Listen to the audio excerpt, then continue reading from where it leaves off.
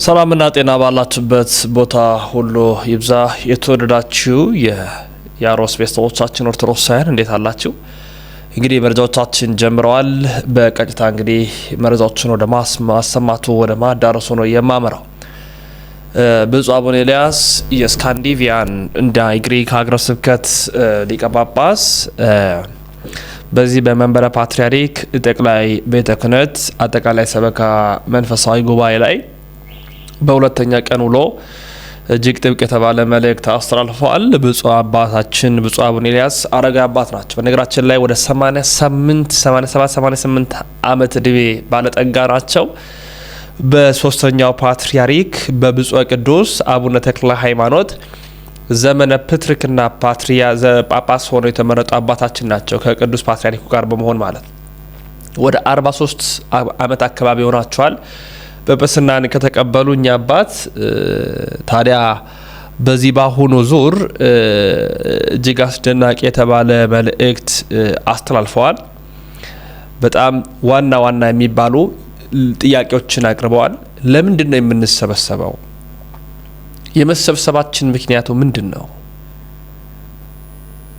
ብለዋል። እንዲሁም ደግሞ ከግብጽ የፕትርክና ዘመን ከተላቀቅን 66 ዓመት ሆኖናል። ከግብጽ ከመላቀቃችን በፊት ምን ላይ ነበርን?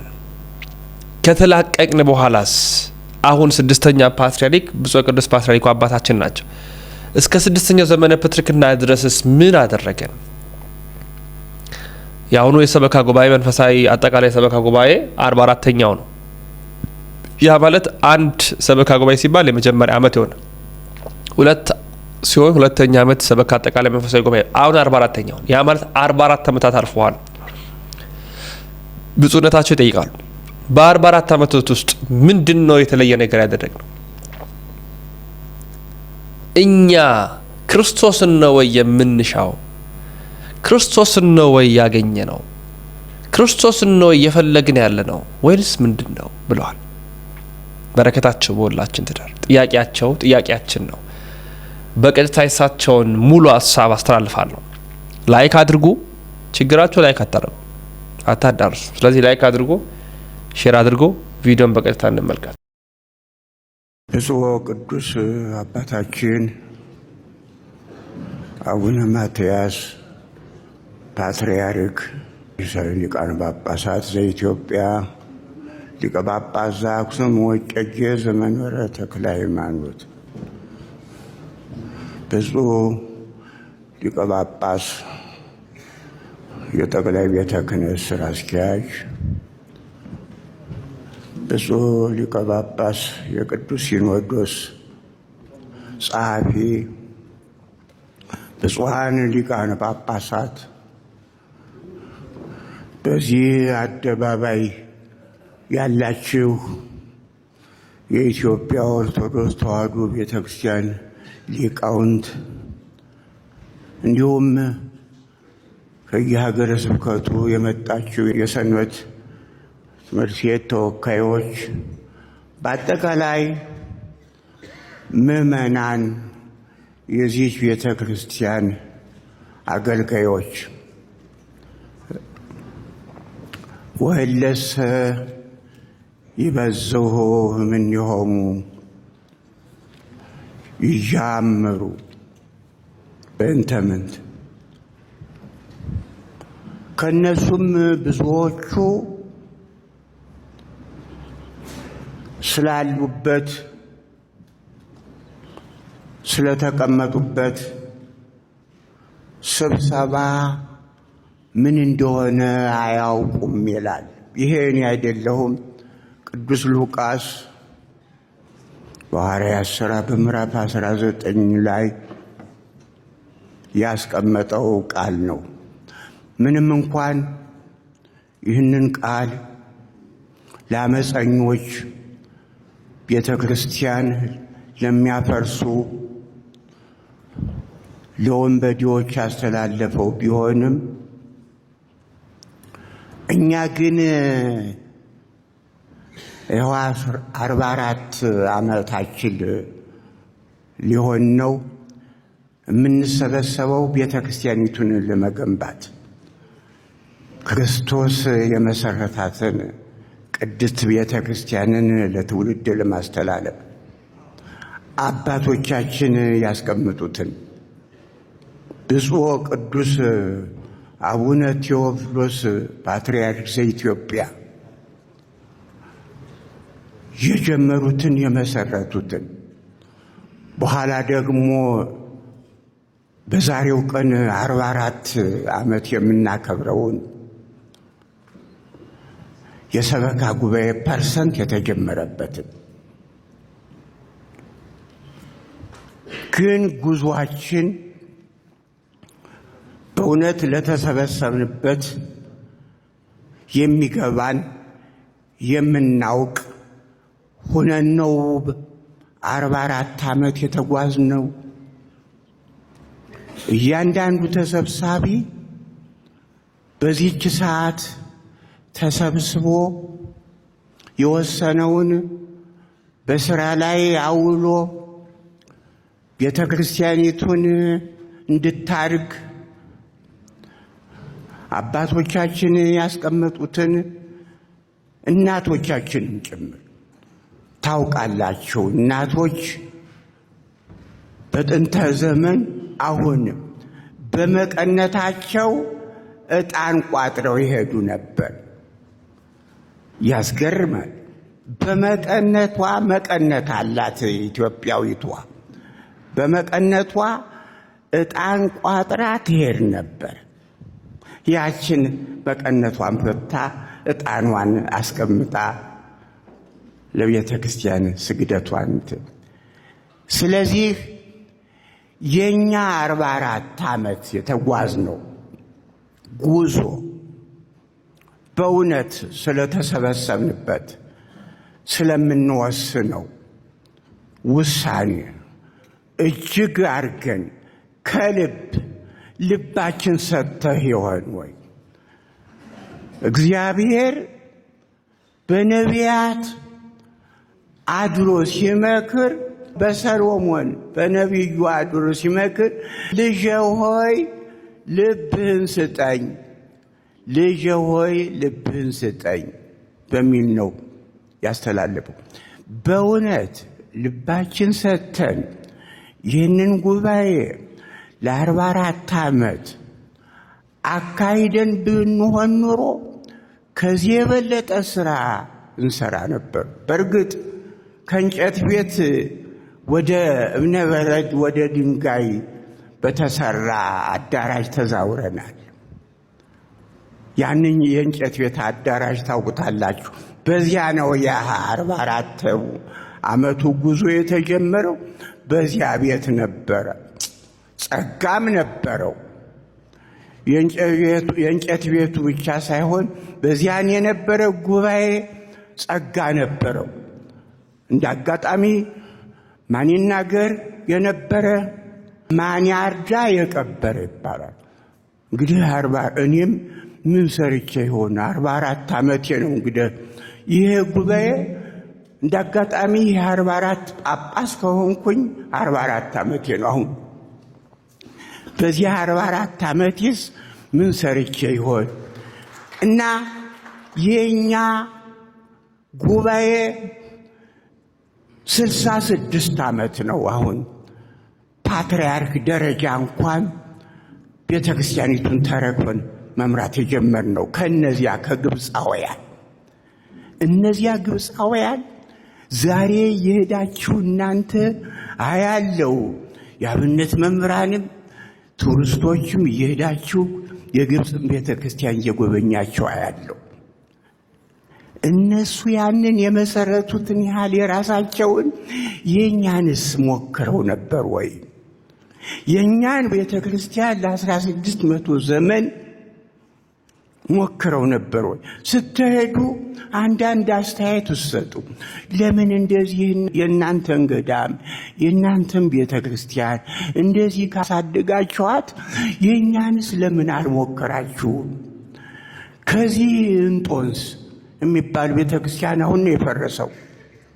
እዚህ አሁን ይሄ ውሃ ምንዳውት መናጥ እያለ ስሙን አላውቀው ብሎ የኢትዮጵያ ቤተ ክርስቲያን አላውቀው ሲል ቅድስት ማርያምን ሊያሰሩ ቻሉ። እዚህ እንጦንስ ነበረ። ቅርብ ጊዜ በስቲ የፈረሰው የጋዜጣ ማከማቻ ሆኖ ይኖር ነበር ከዚህ እና እነሱ አሁን በአፍሪካ ትምህርት ቤት ሕክምና አቋቁመው አፍሪካውያንን እየመሩ ነው። ኬንያ፣ ኡጋንዳ ብትሄዱ ሐኪም ቤት አላቸው። እኛ በዘመናችን እንኳን በአዲስ አበባ ቀርቶ በእያንዳንዱ ክፍለ ሀገር ሐኪም ቤት ሊኖረን እኮ ይችል ነበረ። ከልባችን ብናስብ፣ ከልባችን ብንነሳ፣ ከልባችን ብንሰበሰብ ኑሮ ሐኪም ቤት፣ ትምህርት ቤት ሊኖረን ይችል።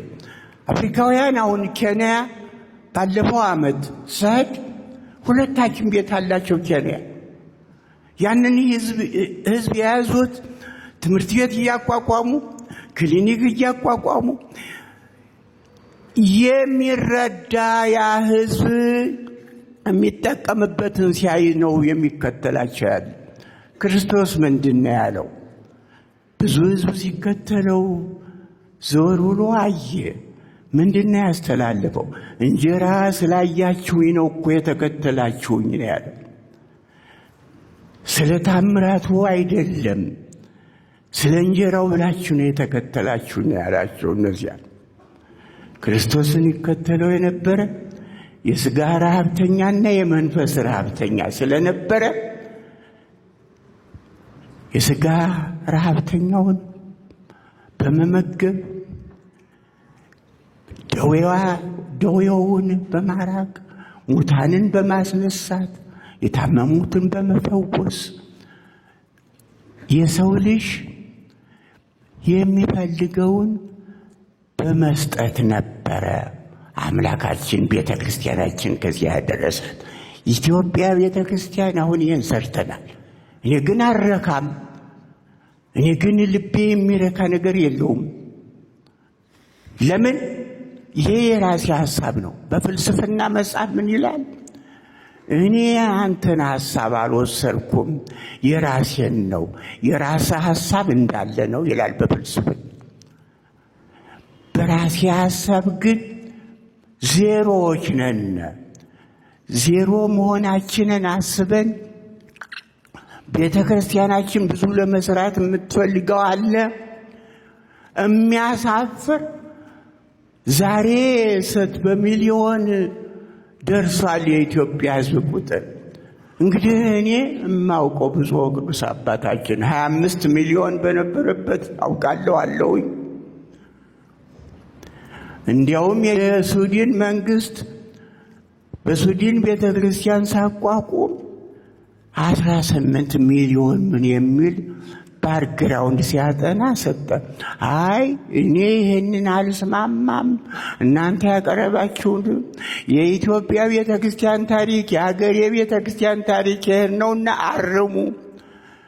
ይሄንን ማርምበት በሱዲን የኢትዮጵያ ኤምባሲ እንዲሰጠኝ ጠየቅኩኝ። ስታስቲክ ለኢትዮጵያ መንግስት ጠይቆ ስታስቲክ እንዲሰጠኝ እፈልጋለሁ። የኢትዮጵያ ኤምባሲም ተባበረና ስታስቲክ ሰጠኝ። ያንን ስታስቲክ ብፁዕ ቅዱስ አባታችን ለዚህ ሲኖዶስ አቀርበዋለሁ። ለዚህ ለሚቀጥለው ሲኖዶስ ምን እንደሆነ የኛ ጉድ የኛ ነገር እንሰራለን ወይስ ተኝተናል ለሚለው 1994 ያለ ስታስቲክ አለ። ድሮ እኔ የማውቀው ስምሪት የሚባል ነበረ። ቆጠራ፣ የህዝብ ቆጠራም የራሳችን ነበረን። ራሳችን ቤተክርስቲያኗ ቆጠራ ታረግ ነበረ። ስንት አብያተ ክርስቲያናት ታንጸዋል። ስንት መምህራን አዳዲስ ተቀጥረዋል። ስንት ምዕመናኑስ ስንት ሆነዋል። ስንት በዚህ ዓመት ተተክቷል። ስንት ተወልዷል። ስንቱ ክርስቲያን እስታስቲክ ነበረን። እስታስቲኩ መቼ ነው የጠፋው? መቼ ነው ያቆመው?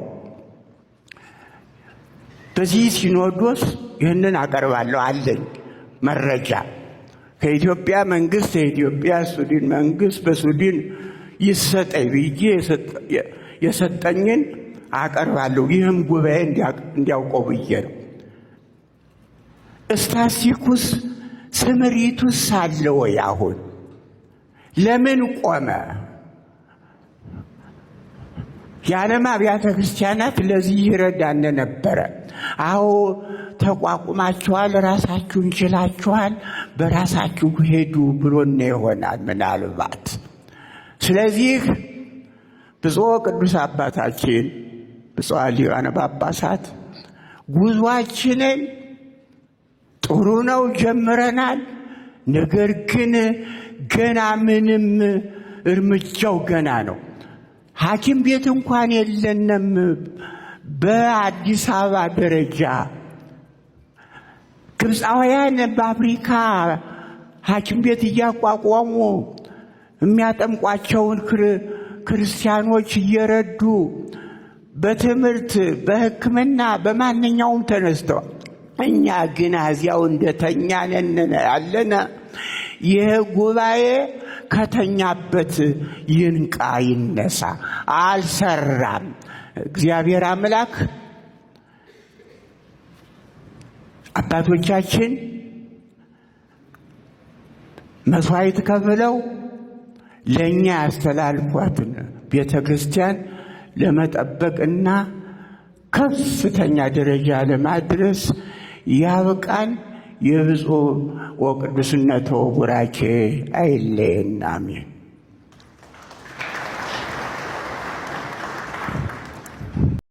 አሁን እኮ የምንታገለው ከሉተር ጋር ነው።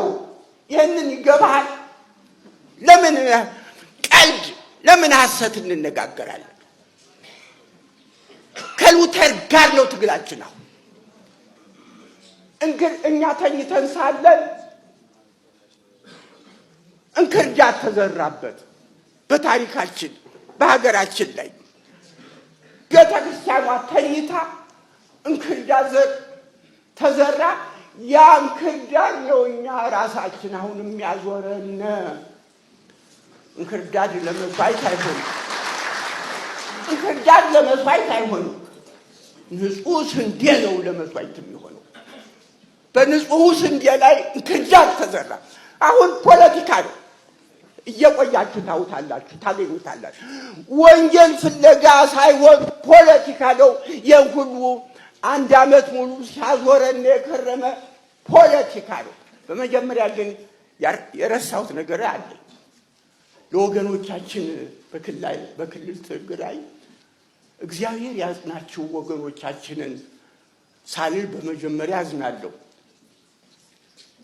ይኸው ሁሉ ሶስታችን መስቀል ያሰረው ሲገድ ነው የሚያስገርመኝ።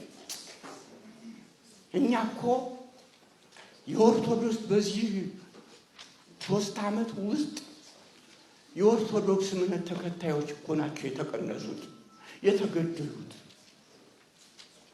የእምነቱ ተከታዮች አሁን ፐርሰንት የኔ ያህል ፐርሰንት መጣ የሚባለው እኮ ከነሱ ከክርስቲያኖቹ እኮ ነው። ስለዚህ ክርስቲያኖቻችን እነሱ እኛን ቤተ ክርስቲያን ዝም አለች ከሚሉ ሁሉም ክርስቲያኖች፣ ሁሉም ኢትዮጵያውያን ሕጉ ለምን ዝም አለ እንበል እባካችሁ። ሕገ መንግሥቱ አንቀጽ 32 ማንኛውም ኢትዮጵያዊ በፈለገበት ሀገር ይኖራል ይላል። በሕግ አምላክ ስሙ። ማንም ኢትዮጵያዊ እንኳን ኢትዮጵያውያን ቱሪስት ይላል። አንበው። የአንድን ሀገር ሕገ መንግሥት ማንበብ ተፈላጊ እኮ ነው። ገና እኔ ወደ ኢትዮጵያ ከመግባቴ በፊት የዛሬ 10 ስንት ዓመት ሕገ መንግሥቷን ወስጄ ላነብ ፈለግኩኝ። ለምን ሕገ መንግሥት እንዴት ህገ መንግስት እነዚያ ሰዎች ህገ መንግስት ተሰርቶላቸው በህገ መንግስት እየኖሩ እንኳን መገደል እንኳን መታረድ ቀርቶ እንዲያው ሌላስ ሊሰሙ ይገባ ነበር። ቱሪስቱን ሳይቀር የሚያግዘው ቱሪስቱን ሳይቀር የሚፈቅድለት ህገ መንግስት ለእነዚህ ኢትዮጵያውያን እንዴት ሊያድናቸው አልቻለም? ህግ ያድናል፣ ይገላል። ስለዚህ በእውነት ኢትዮጵያ ዛሬም ኢትዮጵያ ነሽ፣ ነገም ኢትዮጵያ ነሽ። እኔ ሳልሆን ዓለም ነው የሚል፣ እኔ ሳልሆን ቅዱስ መጽሐፍ ነው የሚለው። ይሄ ያዕቆብ ዶክትሪን ሳይሆን ማህበራዊ ኑሮ ነው የሰበከልን። በቴዎሎጂ ትምህርት ቤት ቢማንትጂ ቴዎሎጂ ነው የሚባለው። ቢማንትጂ ማለት ትምህርት በነፍስ የሚመክር የሚዘክር ህይወትን እያንዳንዱ ክርስቲያን እያንዳንዱ አማኝ ህይወቱን እንዲለወጥ የሚመክር ነው። ስለዚህ ጠቅላይ ራስያችን ቀልጠፍ እያለ ጉባኤው ውይይትም እንዲኖር ለሁሉ ውይይት እንዲኖር ጊዜ መኖር አለበት ስላሉ ከዚህ ይቆየኝ። ብፁዕ አቡነ ኤልያስ የስካንዲቪያን፣ የኖርዌይ፣ የግሪክ ሀገረ ስብከት ሊቀ ጳጳስ ናቸው። በዚህ በ44ኛው አጠቃላይ የጠቅላይ ቤተ ክህነት ሰበካ መንፈሳዊ ጉባኤ ላይ ያስተላለፉት ድንቅና ታሪካዊ መልእክት ነው። የብፁዕ አባታችን የብፁዕ ሊቀ ጳጳስ አረጋዊ አባታችን በረከት በሁላችን ትደር። ይህ መረጃ ላይክና ሼር አድርጎ መረጃው ጉልበት እንዲኖረው ማለት ነው። እኔ ወንድማችሁ ልዑል መብራቱ ነኝ። ያሮስ ነው።